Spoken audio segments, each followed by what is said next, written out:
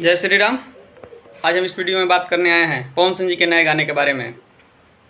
पवन सिंह जी ने बहुत बड़ा खुलासा कर दिया है कि भोजपुरी में पवन सिंह का बोलबम एल्बम आने वाला है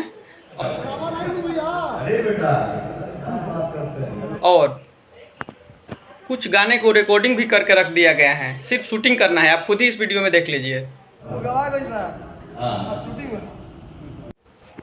वैसे इस वीडियो में मैं एक और बात बता दूं कि विनय बिहारी ने एक इंटरव्यू के दौरान ये भी बताया है कि हम 2-3 गाने लिखकर प्रियांशु सिंह को दे दिए हैं।